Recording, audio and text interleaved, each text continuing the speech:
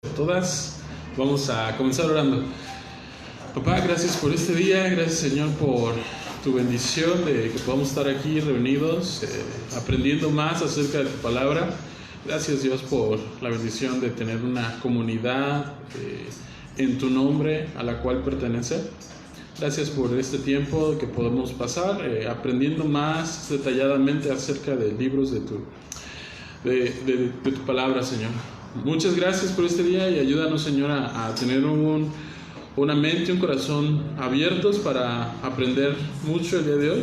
Gracias por tu amor hacia nosotros. Gracias por Jesús. Y en el nombre de Jesús. Bueno, pues abran sus Biblias, sus libretas, plumas, manuales, lo que traigan. Si traen su teléfono para anotar y todo eso, adelante.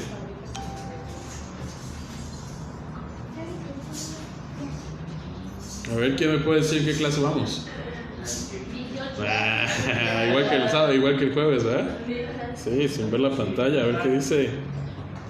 18, en sus manuales es la clase 18, la segunda parte. La primera parte contenía el libro de Amós y hoy vamos a estar viendo el libro de Abdías, el larguísimo libro de Abdías. Solamente para recordarles, en sus manuales pueden ver ahí que dice que estas clases son tomadas de las clases esenciales de 9 marcas, ¿no? De la iglesia Capitol Hill, que está en Washington, D.C. Entonces, para que también, si ustedes gustan, pueden entrar ahí y pueden descargar mucho más material para que estudien por su cuenta. Mucha información ahí. Entonces, nos estamos basando en estos materiales para poder dar esta escuela dominical. Ok, entonces, si recuerdan, entramos en una parte que estamos estudiando algo que se llaman los profetas menores, en contraste con los profetas mayores, ¿no? Si recuerdan, los profetas menores, en comparación a los mayores, no es porque haya una jerarquía, no quiere decir que eran unos profetas que tenían más poder o eran unos profetas que habían recibido mayor revelación. Simplemente se les denomina de esta forma por la extensión de los libros. Por ejemplo, Jeremías es un libro mucho más largo, igual que Isaías, comparado ahorita que vamos a ver Abdías. Abdías solamente tiene un capítulo, comparado incluso con Daniel, que es un libro más largo, pero Daniel todavía se considera un profeta menor. Entonces, estos son unos de los motivos por los que se les denomina que son profetas menores. Los profetas menores son 12 libros. Entonces, una forma que a mí me enseñaron para recordar más o menos cuántos hay de cada uno era a través de mi mano. Entonces son 5 libros históricos, ¿no? El Pentateuco, 5 libros del Pentateuco. Luego van 12, 5, 12 y 12, ¿no? Más o menos esa fue una forma en la que a mí me ayudaron a enseñar. Entonces 12 profetas menores, 5 libros históricos, 5 libros del Pentateuco, son 12 libros históricos y 5 libros de sapiensales o de sabiduría. Esa forma nos ayuda a veces a recordar. Entonces, como ustedes ya han estado en todas las clases anteriores, que son 17 clases antes de esta, ya han de estar bien ubicados en toda la historia de la Biblia, porque vamos a estar yendo a Segunda de Reyes, a Primera de Reyes, Primera de Samuel. Entonces eso ya lo deben tener pero dominado, así que vamos a irnos sobre esos. Ya no va a haber mucho pierde, porque ya van a saber de qué estamos hablando en la historia. Y si no, no se preocupen, vamos a tratar de explicarlo un poquito. ¿Ok? Entonces, detalles curiosos, Abdías es el libro más corto del Antiguo Testamento, solamente tiene un capítulo. Es el más corto del Antiguo Testamento. Entonces, solamente para que lo tomen ahí en cuenta. Algo más interesante es que Abdías, hay muchos Abdías en la Biblia. Hay como unos 20 Abdías más. Pero parece ser que ninguno de los otros Abdías que se mencionan en la Biblia son Abdías el profeta. Parece ser que Abdías no lo conocemos de ninguna otra manera más que a través de este libro. Entonces eso también lo hace un libro bastante curioso y un poco difícil de ubicar históricamente cuándo fue escrito.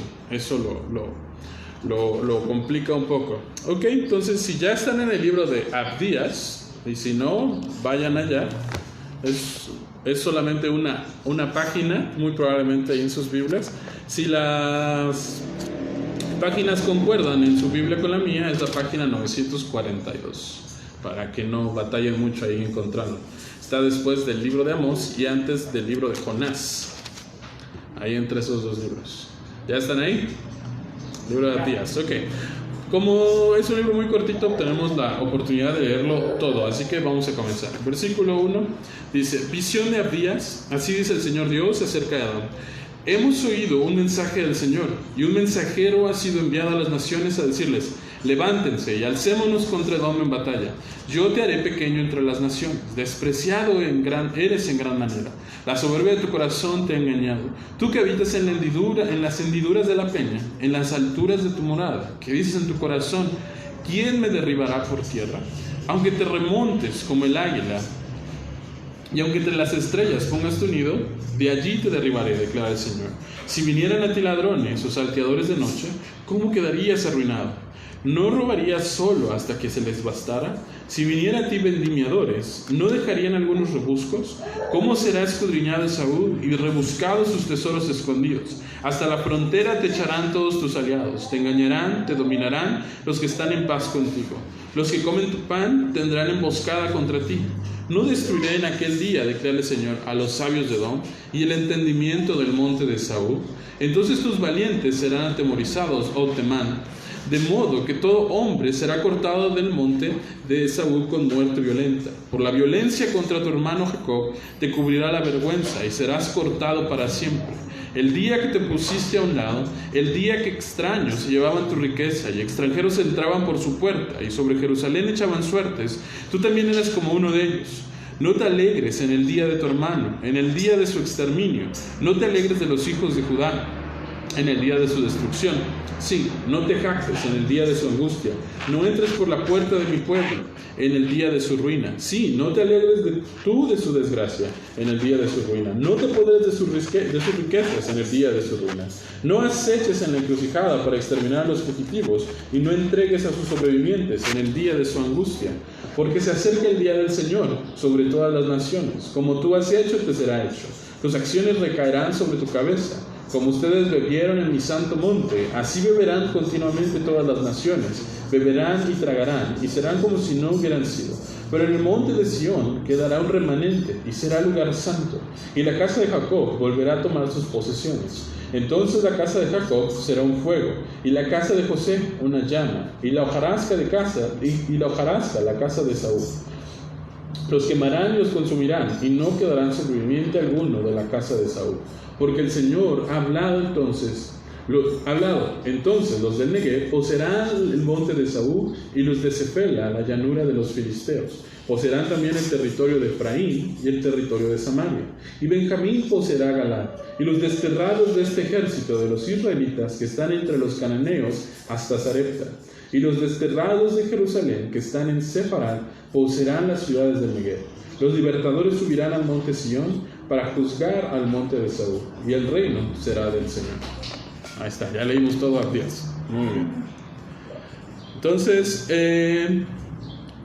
si ven el versículo 1, dice visión de Abdías. Como en varios libros, tratamos de determinar quién es el autor. En el caso de Abdías, como en muchos otros casos, es un poco complejo a veces saber quién es el autor. Por ejemplo, el libro de Nehemías, ¿no? ¿Quién escribió el libro de Nehemías? Probablemente, pero probablemente no. Se dice que probablemente el escritor del libro de Nehemías fue el llamado cronista, el que escribió Primera y Segunda de Crónicas y también escribió el libro de Esdras. Algunos dicen que probablemente Esdras es ese cronista que escribió Primera y Segunda de Crónicas, el libro de Nehemías y el libro de Esdras. Pero realmente no estamos tan seguros de quién fue, ¿no? Pero como el personaje principal de esos libros es Nehemías, por eso se le llama el libro Nehemías, ¿no? El autor probable puede ser Nehemías o puede ser este cronista. En el caso de Abdías, normalmente lo que se hace es se adjudica a Abdías porque dice que es una visión de él. En algunos casos, este libro es muy cortito, en algunos casos es un poco más sencillo saber el autor porque nos va dando pistas, ¿no? Y de repente cambian de hablar en plural o hablar hacia la nación, cambian al yo, ¿no? Abdías, estando de cierta forma, llegó a mí una visión. Ok, entonces más o menos nos ayuda a saber cuál es el autor. En este caso solamente adjudicamos que es Abdías porque es su visión, pero realmente no sabemos bien quién es el autor. Entonces, si le puedes dar clic a la siguiente. Entonces, el autor probablemente Abdías mismo. Entonces, vamos a ver un poco del contexto histórico de esta carta y nos vamos a ir bastante atrás para poder entender de qué está hablando. Entonces, algo que es interesante acerca de este libro es que se enfoca en la nación de Edom. Normalmente en las otras profecías se está enfocando y está hablando acerca de el reino del sur y el reino del norte, ¿no? También conocidos como Judá e Israel, ¿no? O Efraín e Israel. Digo, Efraín y Judá, ¿no? Refiriéndose a las 10 tribus del norte y la tribu del sur. Entonces, en este caso se está enfocando en una nación extranjera, ¿no? Edom no era parte del pueblo de Israel. Edom era una nación que existía o que vivía fuera de Israel. Cerca de ellos eran unos vecinos de Israel. Así que vamos a ver un poco de dónde nace también la nación de Edom. Es importante que conozcamos el contexto histórico para que nos ayude a entender esta profecía, porque vemos muchos nombres y podemos ver cosas que están sucediendo aquí, pero podemos ignorar o podemos perdernos de parte del mensaje porque no estamos entendiendo de qué nos está hablando, ¿no? Entonces, cuando decimos que vamos a ver el contexto histórico, nos referimos básicamente a que vamos a conocer qué estaba pasando más o menos en el momento y qué había pasado antes y por qué Dios está dando esta visión a este hombre Abdías en juicio en contra de esta nación. Eso es lo que nos va a ayudar a conocer esto. Entonces, vamos a Génesis 25, 21 al 26.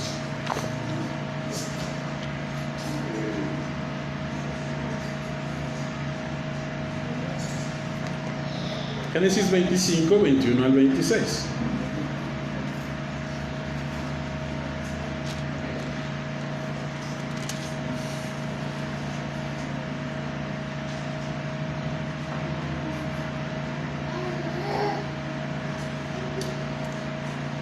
Y dice, Isaac oró al Señor en favor de su mujer, porque ella era estéril.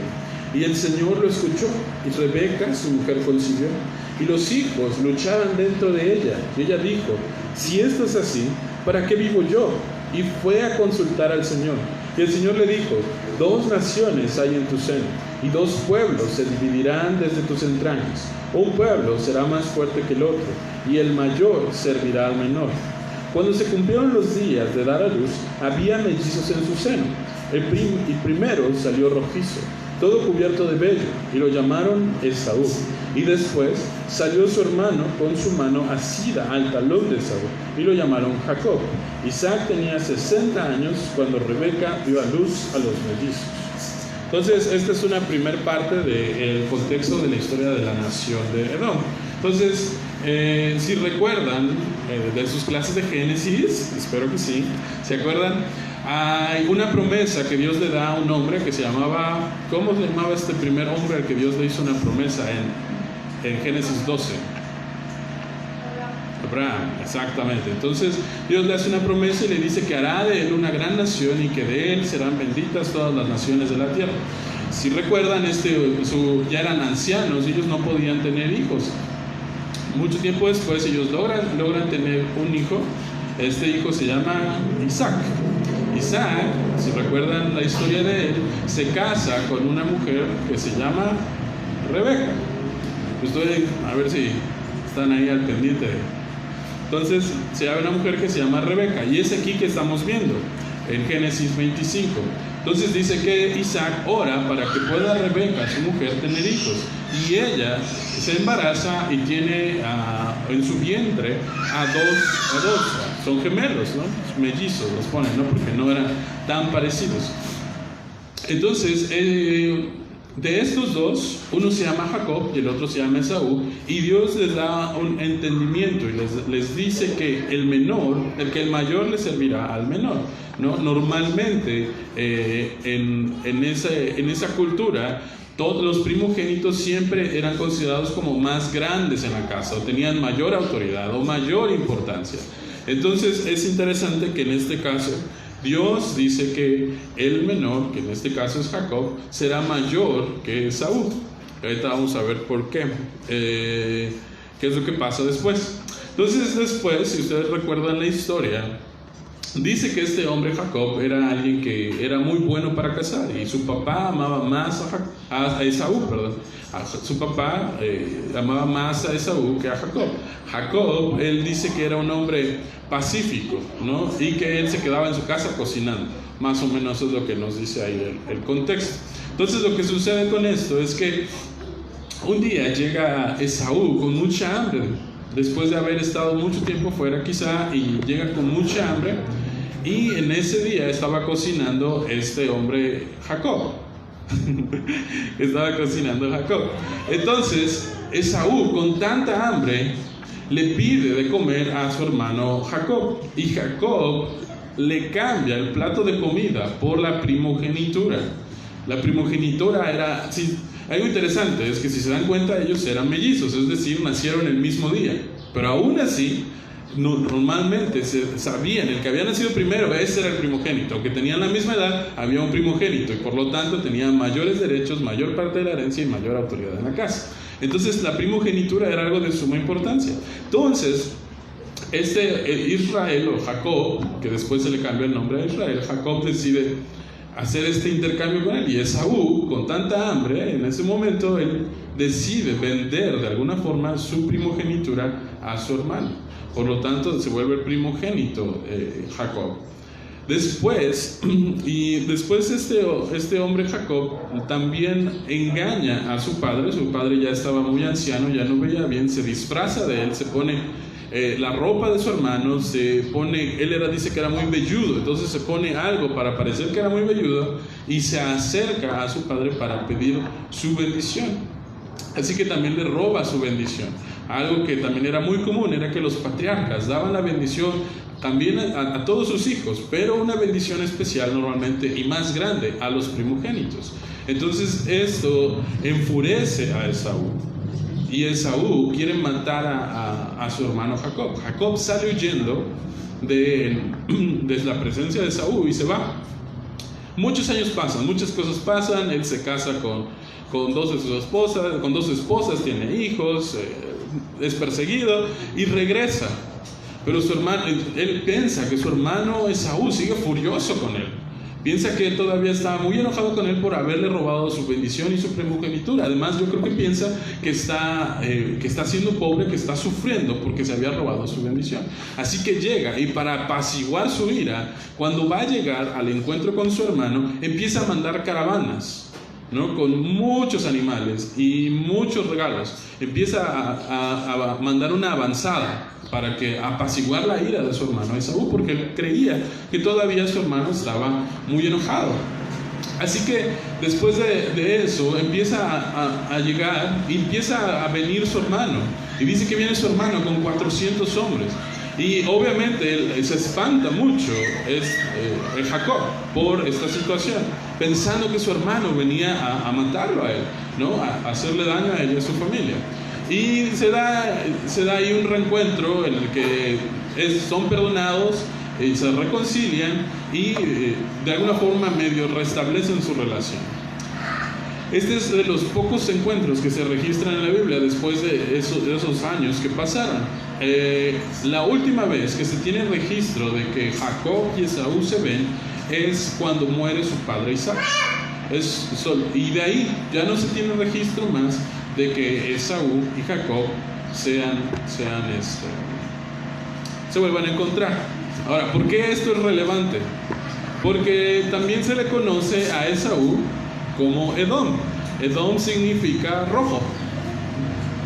El platillo que le había intercambiado Jacob por la primogenitura era un guiso rojo, es lo que dice.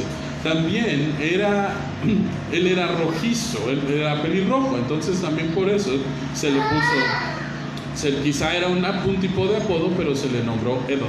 Entonces, pues es de ahí de donde sale el nombre de Edom. Edom significa rojo. Y a partir de ahí, todos los descendientes de Esaú son la nación de Edom, y se les conoce a los descendientes de Esaú como los edomitas. ¿no? Entonces, es por eso que es importante que recordemos esta historia, para recordar el por qué es relevante para nosotros conocer esto que está sucediendo. Entonces, de alguna forma, los descendientes de Jacob, que Dios le cambia después el nombre a Israel, y si recuerdan, es a través de Israel que nacen 12 hijos y que se determinan las 12 tribus de Israel.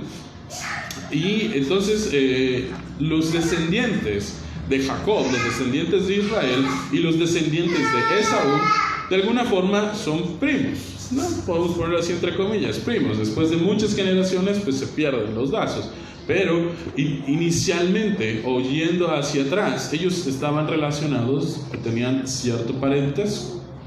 Pero estos primos eran de esos primos que te caen mal a veces, ¿no? Que te quieren andar ahí molestando, que te pican, que no. Pero eran mucho peor que eso, ¿no? Estos primos cometieron muchas cosas en contra del pueblo de Israel. Aquí están las citas que voy a estar mencionando. Ya lo que mencionamos ahorita está en esos capítulos, pueden ustedes leerlo con calma ahí en su casa. Lo que voy a mencionar ahora es a partir de Números.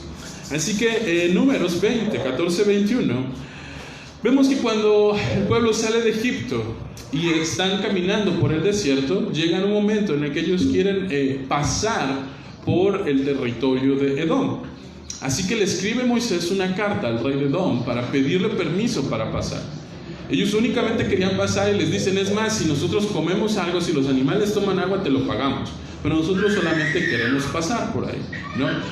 Dice por el camino real. El lugar en el que estaba ubicado Edom era un lugar por el que transitaban muchos que venían de África del Norte y que se dirigían hacia Europa o hacia Asia. Entonces era un camino bastante transitado y que facilitaba el acceso a muchos lugares. Entonces ellos piden el permiso para poder pasar, pero el rey de Edom se lo niega 2 veces. Pero Dios le dice a la nación de Israel que no los toquen, que ellos no podían, no tenían el permiso de Dios de ir en contra de la nación de Edom. Dios les había prohibido atacarlos, así que ellos lo que hacen es rodean el lugar en donde estaban para poder continuar con su camino. Después, en 1 de Samuel, en 14, 47 y 48, podemos ver que Saúl liberó a Israel de todas las naciones de alrededor que los saqueaban. Todas las naciones de alrededor de Israel estaban saqueando.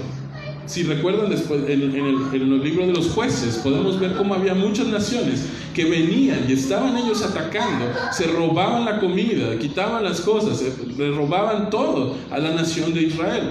Así que es el tiempo del rey Saúl, el primer rey que tuvo la nación de Israel, que es cuando él en su reinado hace que todas estas naciones dejen de saquear. Entre estas naciones que sacaban a Israel está la nación de Edom.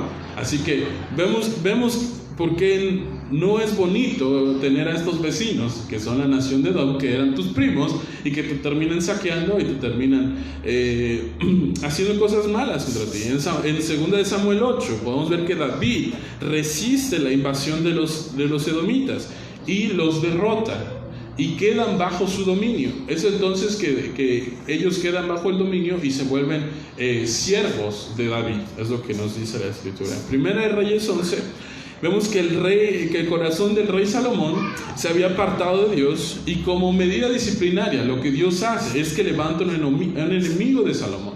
Este enemigo era Hadad el edomita. Después se rebelan los edomitas se rebelan contra el rey Joram. Eso lo pueden ver en 2 de Reyes 8, 16 al 22. Luego son conquistados por Judá bajo el reinado del rey Amasías. Eso lo pueden ver en 2 de Reyes 14. O sea, en resumidas cuentas, Edom siempre fue una nación hostil a Israel, ¿no?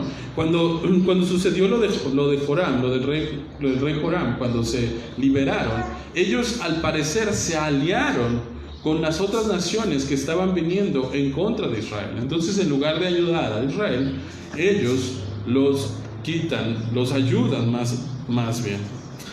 Entonces, esta es más o menos la nación de Edom, lo que habían hecho, lo que estaban ellos habían cometido en contra de Israel. Después, tiempo pasa después y la nación de Edom queda completamente destruida. Después de la destrucción de Jerusalén en el 70 aproximadamente, aunque en ese momento la nación de Edom se une a Israel para luchar en contra de los romanos. También se dice que Herodes, en el tiempo de Jesús, cuando Jesús nació, él era edomita también. Entonces que hasta ese momento todavía seguía siendo hostiles en contra del pueblo de Israel. Entonces, por eso nos es complicado saber exactamente cuándo fue escrito el libro de Abdías. La siguiente, por favor. Hay dos fechas probables de cuándo fue escrito el libro de Abdías.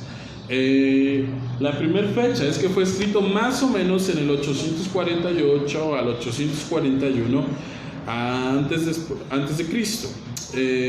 Y esto es durante el reinado del rey Joram de Judá. Entonces puede ser que haya sido entonces. En Segunda de Crónicas 22, 16 y 17 vemos que saquean a Judá durante el reinado del rey Joram, y parece ser que los edomitas, lo que comentaba, se vuelven aliados en contra de Judá. Entonces esa es una fecha que puede ser que estaba siendo escrito el libro de Abdías justo en estas fechas.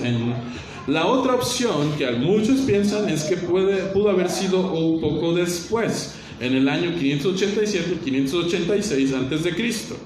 Y esta fecha es dada o coincide cuando los babilonios conquistan al pueblo de Israel. Esta fecha coincide con la destrucción de Jerusalén y con el exilio. Entonces los edomitas estuvieron involucrados en la destrucción de esta nación. Entonces se puede leer esto en Salmo 137 y pueden ir al versículo exactamente, el versículo 21, y ahí es donde se menciona a la nación de Edom. Y este Salmo 137 es un salmo de lamento, el salmo de los exiliados, en el que ellos lloran porque están siendo llevados de su país, y lloran y dicen qué es lo que está sucediendo, y entre eso se menciona a la nación de Edom como ayudante de los babilonios. Entonces, por eso es importante que tengamos más o menos este contexto. Así que ahora sí, ya vamos a entrar al tema del día de hoy, que es el libro de Abdías, específicamente. La siguiente, por favor. Entonces, la estructura que vemos en su manual es la siguiente, y básicamente muchos otros no varían de la misma estructura. Quizá los nombres nos pueden ayudar un poquito para cambiar ahí un poquito los nombres, pero la estructura es básicamente esa. Abdías del 1 al 9 habla de la destrucción de Edom. Luego del 10 al 14 nos habla del por qué está siendo destruido Edom. Luego del 15 al 21 nos habla la destrucción, pero de todas las naciones. Y esa porción se divide en dos tantos: la parte del juicio, versículos 15 y 16, y la parte de salvación, versículos del 16 al 21. Entonces ahí lo tienen, en sus manuales también está escrito. Entonces si tienen sus manuales no tienen que copiarlo, eso es exactamente lo que viene en sus manuales. El lugar habitado por los edomitas en tiempos bíblicos fue un lugar llamado Sela, que en hebreo significa piedra o roca, que también unos dicen que es el mismo lugar que se conoce como Petra actualmente, que está en Jordania. Si ustedes han visto alguna vez alguna foto de la ciudad de Petra, es una ciudad que está, o un templo que está grabado en piedra, y casas que están incrustadas básicamente en la piedra. Es un lugar turístico bastante famoso. Algunos dicen que es ahí, algunos dicen que es un poco más al norte. Pero la siguiente, pero más o menos, si pueden ver la foto, ahí se ve como medio borroso, pero era pura piedra, básicamente, ¿no? Entonces, este no es Petra, este es un lugar un poquito más al norte, donde se encontraron ciertos vestigios y cosillas por ahí que indican que puede ser que aquí es donde estuvo la nación de Edom en los tiempos bíblicos. Porque después se mudaron un poco y movieron un poco, y el lugar fue habitado por otras naciones. Entonces, más o menos, por más o menos así se veía, un lugar pedregoso, alto, montañoso, que era difícil de llegar porque era pura roca, ¿no? Por eso el nombre del lugar, que era Sela. Entonces, Este lugar, muy parecido probablemente era esto. Recientemente, en el año 2019, de hecho, hicieron un análisis de cobre en la zona y descubrieron que, o cercioraron lo que nosotros ya sabíamos, que la nación de Edom sí existió y era una nación que estaba asentada más o menos por ahí, ¿no? Entonces por ahí pueden buscar artículos y hay bastantes que hablan acerca de cómo estos nuevos estudios que acaban de hacer los arqueólogos confirman la historia bíblica, ¿no?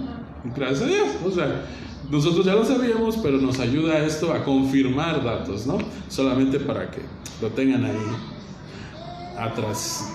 Ok, entonces parece que este lugar era como una fortaleza natural, ¿no? Casi impenetrable. Y claramente, si vemos los versículos iniciales del libro de Abdías, ellos se jactaban de esto. Entonces, en los versículos del 1 al 9, vemos en los primeros versículos, el versículo 1 y versículo hasta el 3. Dice, así dice el Señor acerca de Edom: hemos oído un mensaje del Señor, y un mensajero ha sido enviado a las naciones, a decirles levántense y alcémonos contra Edom en batalla. Yo te haré pequeño entre las naciones, despreciado eres en gran manera. La soberbia de tu corazón te ha engañado. Tú que habitas en las hendiduras de la peña, en las alturas de tu morada, que dices en tu corazón, ¿quién me derribará por tierra? ¿No? Entonces vemos que parte de lo que estaba en la nación de Edom era una soberbia, un orgullo por en dónde estaban ubicados, porque ellos creían que nadie podía destruirlos, que nadie podía conquistarlos. Y lo que es interesante, dice en el versículo 4 en adelante: aunque te remontes como el águila, aunque entre las estrellas pongas tu nido, de allí te derribaré, dice el Señor. Entonces, está haciendo Dios una declaración de juicio en contra de la nación de Edom. Y les está diciendo: ¿tú crees que nadie puede alcanzarte ahí? ¿Qué crees? Yo sí puedo derribarte a donde quieras que vayas, a donde quiera que vayas. Luego dice: si vinieran a ti ladrones, y empieza a decirles cuál es el castigo que ellos van a recibir. Si vinieran a ti ladrones o salteadores de noche, ¿cómo quedarías arruinado? ¿No robarían solo hasta que les bastara? Si vinieran a ti vendimiadores, ¿no dejarían algunos robustos? ¿Cómo será escudriñado Esaú? ¿Ven? De ahí vemos por eso que menciona a Esaú, porque es descendiente de Esaú, y es por eso que se está mencionando acá. Y rebuscados sus tesoros escondidos, hasta la frontera te echarán tus aliados, te engañarán, te dominarán los que están en paz contigo, los que comen tu pan tenderán emboscada contra ti. No hay entendimiento en él. No destruiré en aquel día, declara el Señor, a los sabios de Edom y el entendimiento del monte de Saúl. Entonces tus valientes serán atemorizados, oh Temán, de modo que todo hombre será cortado del monte de Saúl con muerte violenta. Mencionamos el nombre de Temán. Temán era el primer nieto que tuvo Esaú, solamente, y se le consideraba también como una forma de referirse a la misma nación. Entonces vemos a Dios declarando juicio en contra de esta nación. Ahora, podemos pensar en esto como que Dios está siendo un juez y está primero dictando sentencia, y está diciendo: esta es tu sentencia, esto es lo que te ganaste, tú, Edom. Y después vamos a ver los siguientes versículos que nos va a decir los motivos o el por qué está siendo castigado de esta forma el pueblo de Edom, y que es parte de lo que ya vimos en el contexto histórico. Entonces, los cargos por los que está siendo acusado el pueblo de Edom los podemos ver en los versículos del 10 al 14. Entonces, ¿por qué está castigando Dios a esta nación de Edom? Por la violencia contra tu hermano Jacob. Te cubrirá la vergüenza y serás cortado para siempre. El día que te pusiste a un lado, el día en que extraños se llevaban tu riqueza y extranjeros entraban por su puerta y sobre Jerusalén echaban suertes, tú también eras como uno de ellos. Entonces, si recuerdan, las dos fechas probables en las que se escribió este libro, una es cuando otras naciones se estaban rebelando en contra de Judá, cuando estaba el rey Joram estaba en el trono. Es entonces que los edomitas se aliaron para saquear, para rebelarse en contra de Judá. Por eso puede ser una fecha. La otra fecha es que se aliaron en conjunto con los babilonios para derrotar al pueblo. Y por eso es que se nos está diciendo que eso es lo que ellos hicieron. Ellos, en lugar de ayudarlos, le echaron más leña al fuego. Luego dice en el 12, no te alegres en el día de tu hermano, en el día de su exterminio. No te alegres de los hijos de Judá en el día de su destrucción. Sí, no te jactes en el día de su angustia. No entres por la puerta de mi pueblo en el día de su ruina. Sí, no te alegres tú de su desgracia en el día de su ruina. No te apoderes de sus riquezas en el día de su ruina. No aceches en la encrucijada para exterminar a sus fugitivos. Y no entregues a sus sobrevivientes en el día de la angustia. Entonces, estos son los cargos que Dios está poniendo contra la nación de Edom, y les está diciendo: esto es lo que ustedes están haciendo, esto es lo que hicieron, y por lo tanto van a recibir este castigo. Y la destrucción de Edom es una destrucción futura. En ese momento no sucedió, en estas dos fechas no sucedió la destrucción de Edom, fue posteriormente. Actualmente no hay nadie de la nación de Edom, fue destruida la nación de Edom. Ahora, entonces, algo que es diferente también es que normalmente los cargos, las acusaciones que está haciendo Dios en los profetas, normalmente son contra el pueblo de Israel. No sé si recuerdan los otros libros que se ha visto, normalmente las acusaciones son en contra del pueblo de Israel por su idolatría, ¿no? Y utiliza diferentes ilustraciones para mostrar eso. Por ejemplo, al profeta Ezequiel lo utiliza, al profeta Oseas utiliza ilustraciones de su propia vida y los hace hacer cosas que le muestran al pueblo de Israel su idolatría y su maldad.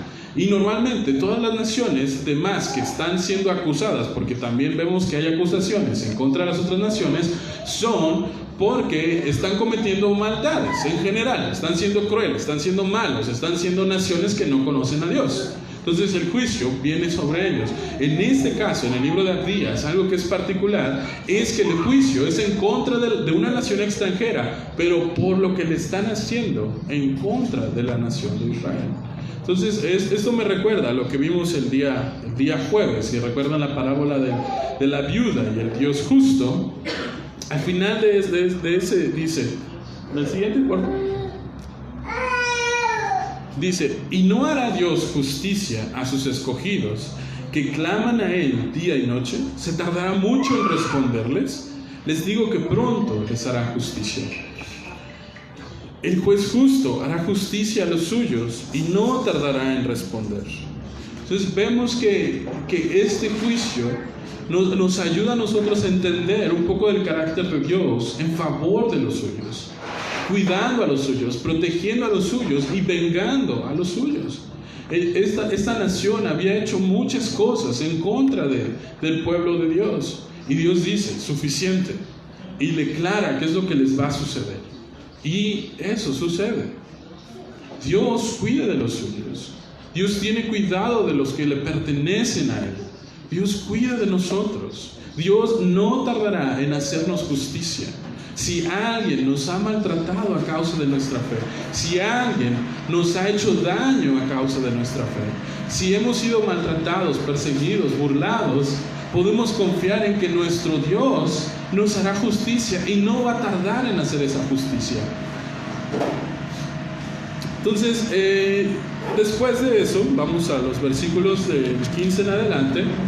Vemos que la lupa parece que se amplía. Estábamos enfocados en la nación de Israel y ahora se menciona algo que, como ya estuvieron en la clase de Joel, ya saben de qué se refiere a esa primera frase que viene ahí en el versículo 15. Porque se acerca el día del Señor. El libro de Joel, la gran parte habla acerca de este día del Señor, y la segunda parte habla acerca de redención. Entonces este día del Señor, de manera resumida, es un día grande y temible. Dice, es un día de juicio, es un día en el que va a ser duro, va a haber castigo de parte de Dios. Es un día terrible, dice la Biblia, ¿no? Entonces este día hay calamidades, hay destrucción, y es en este día, dice el versículo 15, porque se acerca el día del Señor sobre todas las naciones. Como tú has hecho, te será hecho. Tus acciones recaerán sobre tu cabeza.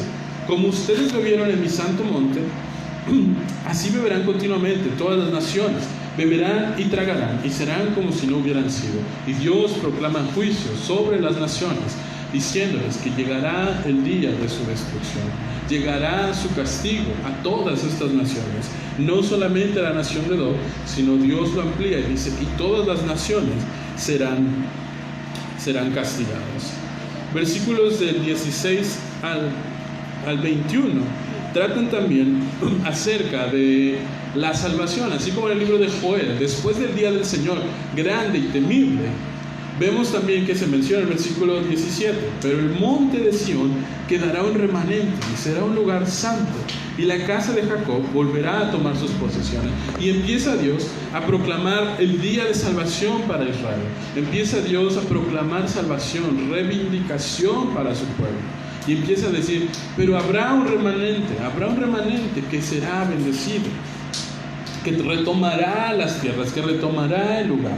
Entonces la casa de Jacob será un fuego, y la casa de José una llama, y hojarasca la casa de Saúl. Los quemarán y los consumirán, y no quedará sobreviviente alguno de la casa de Saúl, porque el Señor ha hablado. Entonces los del Negev poseerán el monte de Saúl. ¿No? Está declarando la reivindicación del pueblo, y dice que ellos poseerán el lugar en el que la nación había estado ocupando, su nación enemiga Edom. Y los de Cefela, la llanura de los filisteos, poseerán también el territorio de Efraín, territorio de Samaria, y Benjamín poseerá Galaad. Y empieza a hablar acerca de la restauración de los territorios que Dios ha prometido a su pueblo. Y los desterrados de este ejército de los israelitas que están entre los cananeos hasta Sarepta, y los desterrados de Jerusalén hasta que están en Sefarad, poseerán las ciudades del Negev. Los libertadores subirán al monte de Sión para juzgar al monte de Saúl, y el reino será del Señor.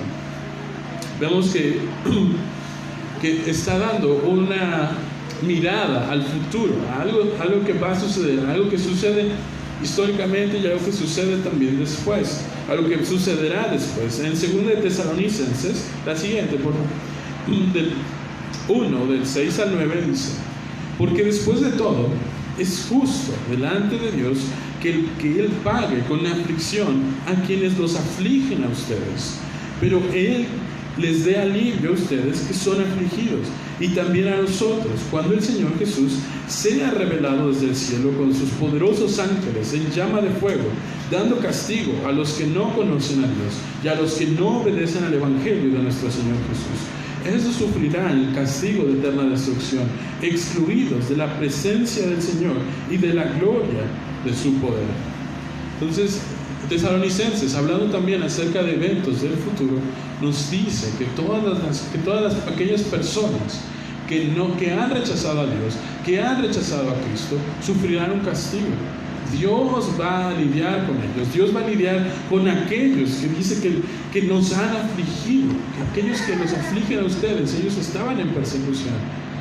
Todos aquellos que hemos sido afligidos o que seremos afligidos por causa de Dios, seremos nosotros seremos aliviados por Dios mismo. Y también Dios, nuestro juez justo, castigará a aquellos. Ahora, es importante que recordemos que es Dios quien va a hacer esto, y no nosotros. Es Dios el encargado de hacernos justicia a nosotros. Dios es el que vela por sus escogidos. Dios es el que vela por nosotros. Es Dios el que va a hacer justicia. Entonces, no trates de hacer justicia por tus propias manos. El libro que hemos estado estudiando, Mateo, las porciones que hemos estado estudiando, y si no me equivoco es la porción que vamos a estudiar el día de hoy, 5:11, Mateo 5:11. Bienaventurados serán cuando los insulten y persigan y digan todo género de mal contra ustedes falsamente por causa de mí. Regocíjense y alégrense, porque la recompensa de ustedes en los cielos es grande, porque así persiguieron a los profetas que fueron antes que ustedes. Después en el versículo 44 dice, pero yo les digo, amen a sus enemigos y oren por los que les persiguen. No es nuestra tarea hacer justicia en contra de aquellos por los que hemos sufrido en contra de Dios. Nuestro mandato que Jesús nos ha dado es que nosotros amemos a nuestros enemigos, oremos por los que nos persiguen y seremos bienaventurados. nosotros, si somos perseguidos a causa de Dios, seremos bienaventurados. Confiemos en que Dios nos va a hacer justicia a nosotros. Y es nuestra tarea también darnos cuenta que hay un juicio venidero. Todo aquel que no está en Dios está bajo la ira de Dios. La única forma de quitar la ira de Dios, de satisfacer la ira de Dios, es por medio de Cristo. No hay ninguna otra forma. Entonces nuestro trabajo es, sabiendo que hay un juicio que viene en contra de todos aquellos que no conocen a Dios, que han rechazado su mensaje, es proclamarles a ellos la salvación de la ira de Dios por medio de Jesucristo. Ese es nuestro trabajo. Una forma de amar a otros es proclamándoles el evangelio de la salvación. Ese es nuestro trabajo. Debemos amarles. Y aún así, si escuchan el mensaje, lo rechazan. Si escuchan el mensaje y se burlan de nosotros, si escuchan el mensaje y deciden dejarlo a un lado, nosotros no debemos dejar de amarlos, porque al final sabemos que nuestro Dios hará justicia y no tardará. Vamos a orar. Padre, gracias por tu palabra. Gracias, Dios, que podemos estudiarla y conocerte más profundamente. Gracias que a través de pequeños libros como el libro de Abdías podemos conocer tu carácter y podemos conocer tu corazón por nosotros. Ayúdanos a confiar en ti, en que tú eres un Dios justo, que cuida de nosotros, un Dios amoroso, un Padre bueno, que tiene compasión de nosotros. Y sabemos que si estamos en sufrimiento, que si hemos sido perseguidos, que tú nos harás justicia a nosotros, Padre. Gracias por tu amor y tu misericordia. Gracias por Cristo. Ayúdanos a proclamar a otros tu verdad. Ayúdanos a amar a nuestros enemigos. Ayúdanos a amar a aquellos que nos hacen mal, Dios. Ayúdanos a mostrarles tu amor, porque sabemos que al final serás tú quien nos reivindique. Serás tú quien nos haga justicia y no nuestra propia mano. Gracias en el nombre de Jesús. Amén.